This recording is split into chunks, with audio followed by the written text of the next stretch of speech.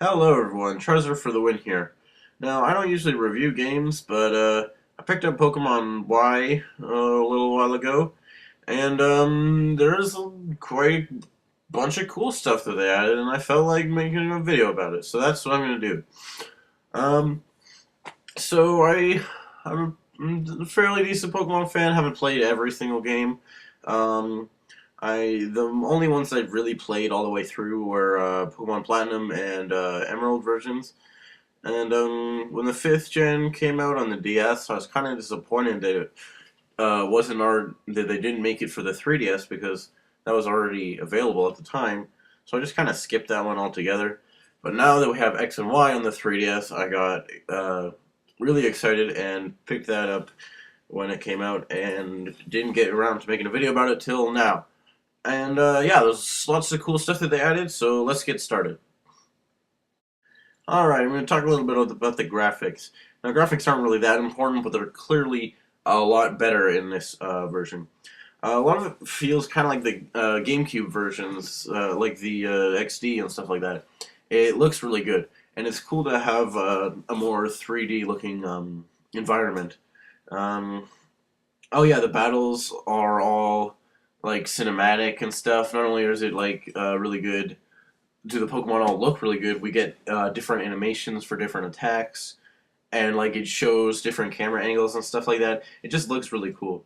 I like all the different camera angles that they added when you go into into different areas. Sort of like they did that a little bit in Ocarina of Time in Castletown. Is that what it's called? Whatever. But anyways, yeah, different areas. It looks really cool.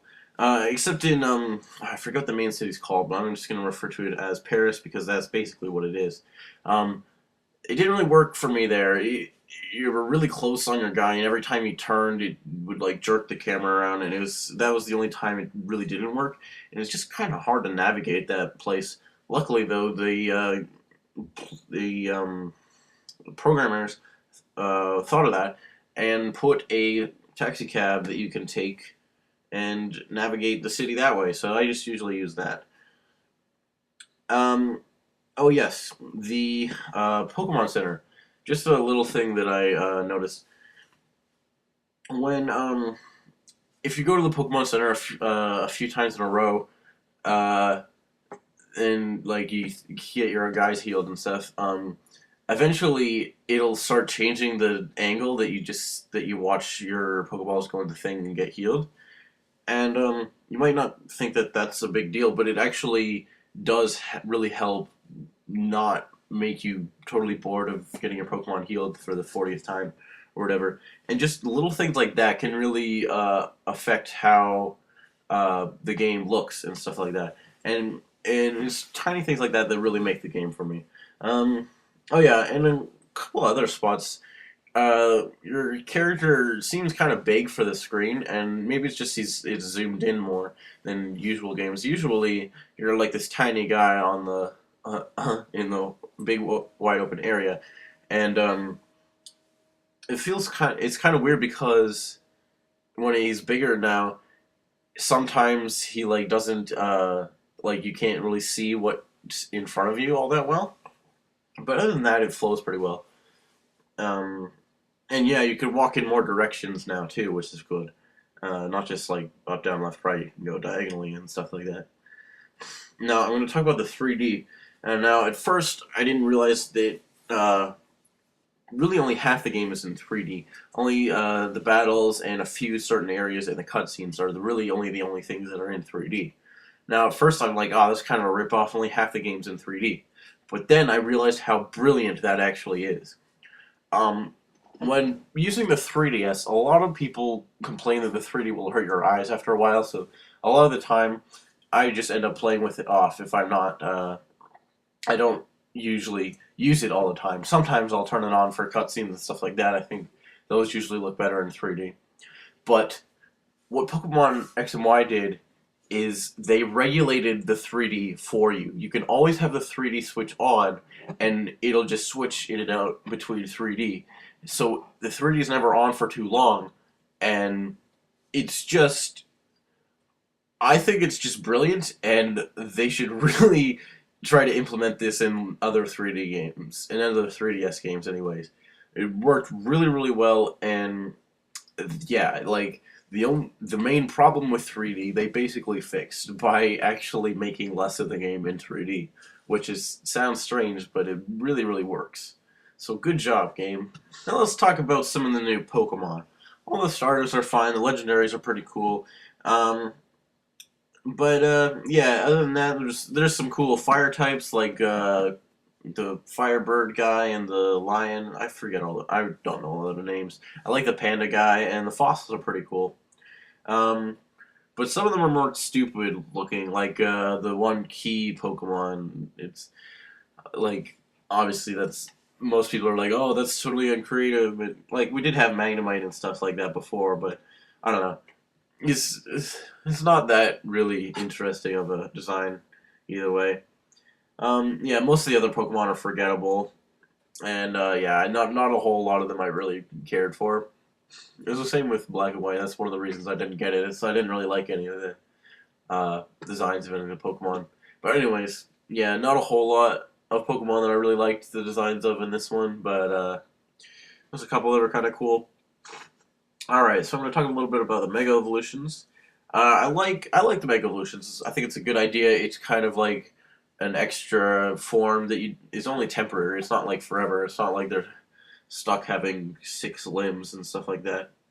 But yeah, it is some there's some different potential. It's cool to have your guy be like way more epic and do way more damage and stuff like that. So yeah, Mega Evolutions is pretty fun, pretty cool idea. Now the other thing they added was another type. I always thought that something more some like okay, so they added fairy type, which is kind of strange. Like it's definitely not something that I would have thought of. I always thought something like light type would be cool, kind of like the opposite of dark. I don't know, but anyways, the point of the point of fairy type was kind of to fix the broken dragon type, or at least this is what I've kind of heard. Has or at least the fairy type is supposed to fix a few of the type combinations, but I actually think it made it worse. Now here's why. Dragon types were obviously very powerful, but really they didn't do a whole lot. Like there isn't very many types that beat it, but considering that the only type that dragon beats is dragon, it really wasn't that much of a threat to any other type of Pokemon. It wasn't beating like a way way too many types and didn't have anything to beat. So now dragon types just kind of suck more, which is just too bad because dragons are cool and they didn't really have a whole lot going for them anyways. Um, and fairy types now we have, and they made like fairy beats like dark and a few other types that were really good, or at least pretty good, and to make them worse, which sucks because those are types that I like to use, and okay, so the only thing that beats fairy is like steel and poison, which I get. Okay, yeah, those types don't really beat anything, so it makes sense for them to beat something else. But like I can't like if I'm ever fighting a fairy type, I can't do anything to it. Even if I have a steel or poison type, steel really only does more defensive type things, and poison really just poisons them. If you'll use toxic or something like that, and then that's it. You'll move not. That's basically all that you can do with poison type. Like so, both of those don't really have great attacks, so it's hard to just fight fairy types. So they're just really annoying. Like, and I think they're kind of overpowered because you can't really fight them, and they beat a whole bunch of good types. So that's was really disappointing. Like, it's supposed to kind of fix everything, but I really think it just made it worse, or at least less enjoyable for me. But yeah, other than that, there's some. Yeah, I didn't really like Fairy type. Mega Evolutions were good, and the rest of the Pokemon are mostly forgettable. Alright, I'm going to talk a little bit about this game in the whole Pokemon universe franchise in general. I'm not really sure how to explain that. So basically, this Pokemon X and Y, it definitely feels like it should not be your first Pokemon game. Uh, the all the tutorials is really brief, which is great if you've played Pokemon before. So if if you're considering this as your first Pokemon game, definitely don't pick it. Pick something else. They don't explain anything, which is fine. But it's like for people who have played Pokemon before, we don't really need to know how to catch a Pokemon. That like what they are. Like that can be done pretty quick, and it is dealt with pretty quick. So that's really good. Oh, I noticed one thing. One of the first trainers you fight randomly, like you know how they always look at you and then you have to fight them. One of them actually said, "When two trainers' eyes meet, they must battle," or something along those lines. So it was good to see like a little bit more explanation of certain aspects of the Pokemon universe. Um, yeah, this a lot of the cool stuff in X and Y is there's a lot of callbacks to like Kanto games, like the first games. Although I haven't really played them, I definitely really like the first region of Pokemon, just for it being the first region, being the original, and things like that. For example, you get a Kanto starter, obviously, and then they do other things like there's a Snorlax. There's a Snorlax that blocks your path, and you get a Lapras, and you get like all these other things from that are very similar to the first game, and it's really cool how they incorporate a lot of Pokemon from the other regions and into this region. And half the time when you're in tall grass or whatever, you're not gonna find a sixth gen Pokemon. It's probably just gonna be one of the earlier gens. So it's good to introduce the new stuff with stuff that's familiar.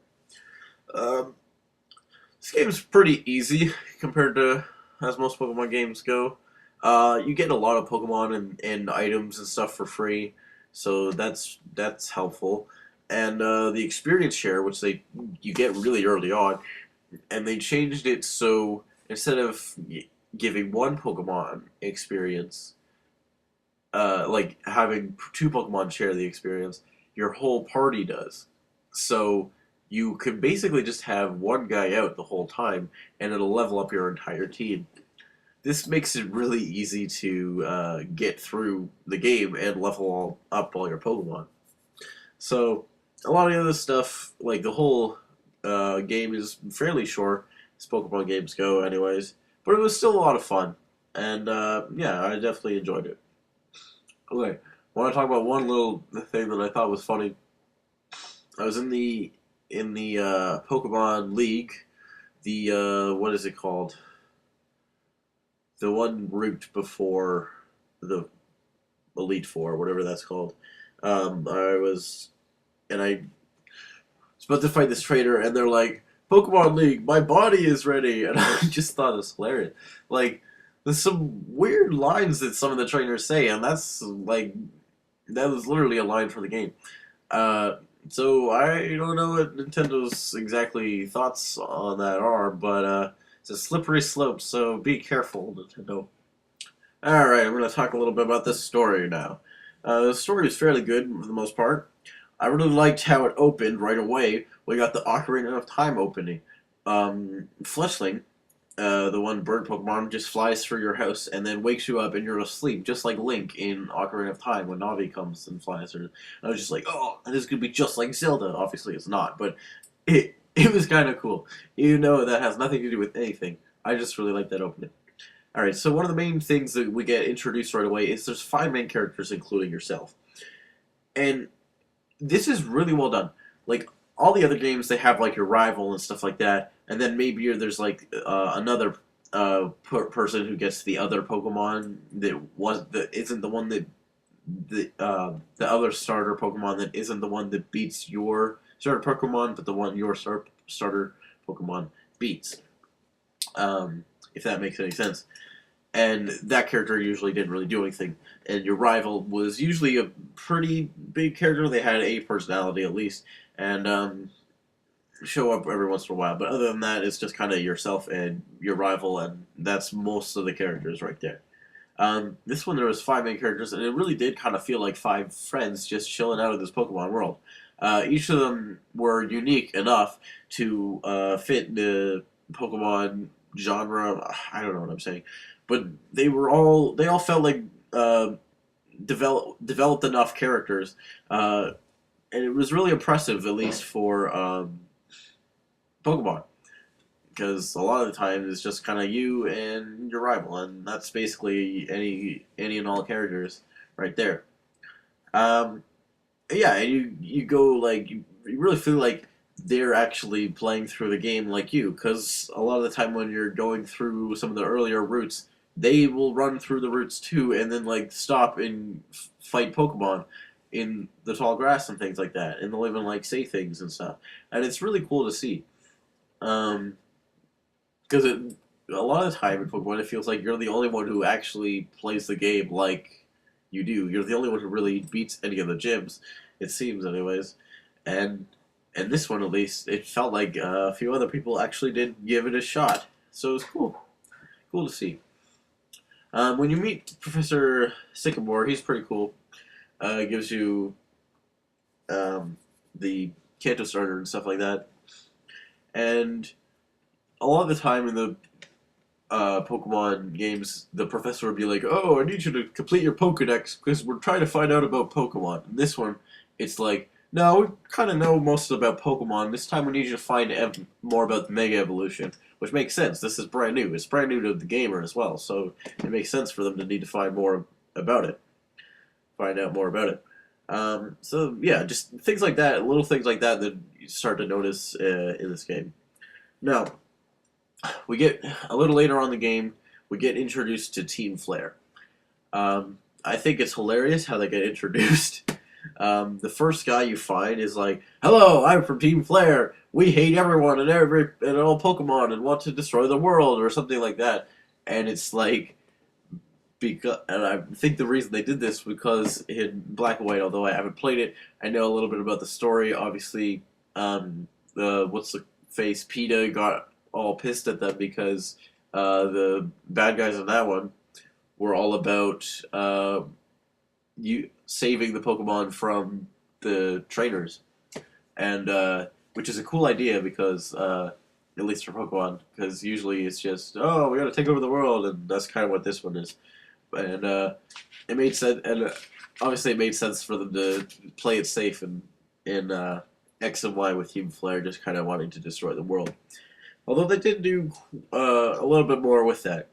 There isn't a whole lot of story until after the seventh gym, and that's when we get a lot of cool stuff happen. Um, so yeah, we find out Team Flare is trying to destroy the world, but it's not for no reason. They're trying to create a new world order kind of thing, with just the people from Team Flare.